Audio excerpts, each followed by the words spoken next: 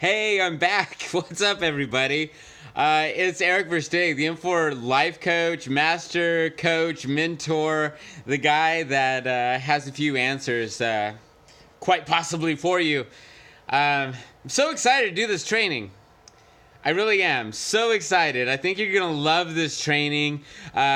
Typically, I'll talk about some far-reaching things that aren't far-reaching to me, but I usually kind of use some language that is spiritual in nature, and I'm really doing my best to bring it down to a practical understanding that like everybody can really get and grasp, and it's like speaking your language, right?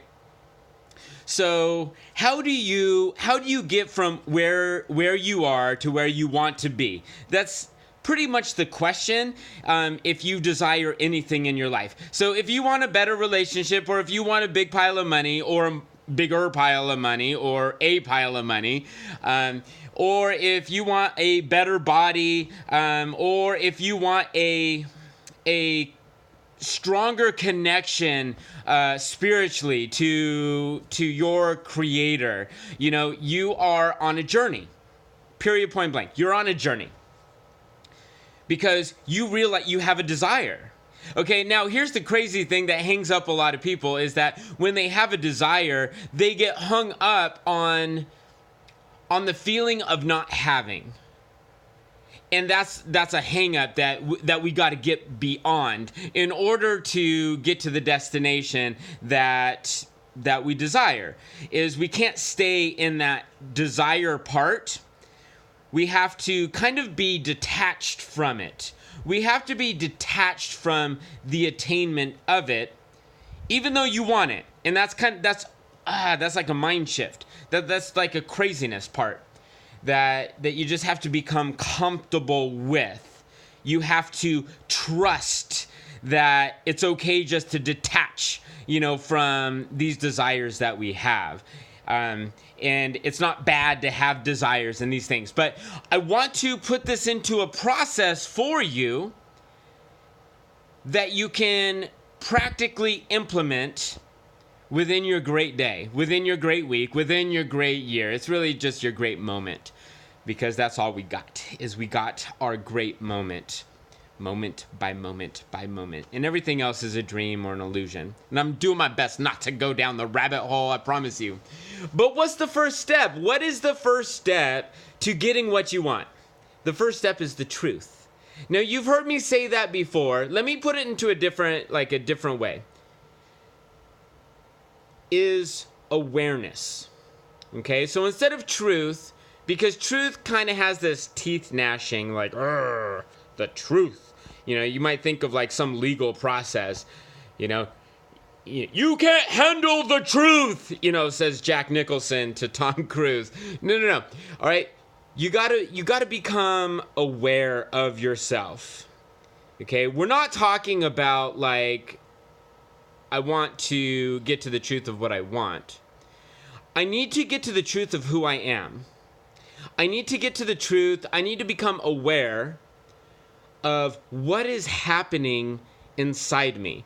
I need to become aware of the operating system. Everybody knows about computers. Everybody knows that, all machines are operating on an operating system. Otherwise, they're not operating. All right, so we turn on, and we've been on for a long time, for however long our life is, and we, through the first portion of our life, we were going on like some type of automatic operating system that was implemented by the environment around us. We didn't install it ourselves with intention. We did accept it because there were all these people around us that we loved and trusted. And we just gained some habits that became our operating system. So, in order to free yourself up, to really maximize, to use the law of attraction in its greatest power, in its greatest form, you got to become aware of your operating system and the beliefs that you're working on. And because there's a lot of stuff, there's a lot of thoughts within that are actually holding you back from getting what you want. Now, here's the crazy thing, is that what you want is just to be happy, and that's all. That's all. Now, that doesn't mean that you don't want to have a whole bunch of crazy stuff, but it just means that all that crazy stuff, or that special person, or whatever, isn't the source of your happiness. We must disconnect from that first, and that is your first step, is to disconnect. Is to become aware that the things that you want don't make you happy. The things that you want do not make you happy. Hear me, hear me, hear me.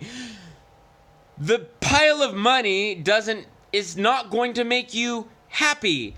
It's going to give you a fun moment, but that's different than being happy. And I stress the word being. Okay? The special person is going to bless you with the gift of a happy moment, of a joyous moment, but it is not going to create any lasting happiness, much less harmony for you. It's not. That person isn't. Happy moments, yes. Happiness, no. Okay? We have to get that distinction before you can become a master manifester, before you can become a master of your life. Otherwise, you continue along this path, and it's okay. There's no big deal. Like, you can choose at this point. If you're watching this video, you can choose at this point. Do I want to just continue along this path the way that I've been going, not choosing what I experience intentionally?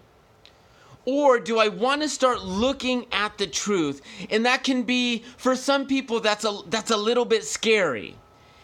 It's a little bit scary. There's like this journey that you're on right now, whether you realize it or not. You're on this journey, and that journey can be like challenging and like just mysterious, and you just don't know what's going to happen. And because of that, there could be, not necessarily, but there could be some fear. You might be experiencing some fear. And I'm just going to let you know that for somebody, that's me, who's went on the journey and experienced that mysterious path, I'm so happy and blessed to have gone on that road and experienced all those things that were terrifying and hard and heartbreaking. But all of those things that I thought all of those things that were hard and heartbreaking and challenging, I thought that they were on the outside. I thought that they were out there. Like, that person was the reason why it was challenging, or that pile of money that kept on shrinking, that was the challenging part, and I needed to solve that part, the money part and the person part, and the body part. I had to solve that. All that's outside. What I came to know is that all of the challenges that I needed to become only aware of, were on the inside. They were inside of me. I had these thoughts going on autopilot, just 24 hours a day, even when I wasn't consciously aware of, and they were causing me to respond in all these different ways. So the first step, my friends,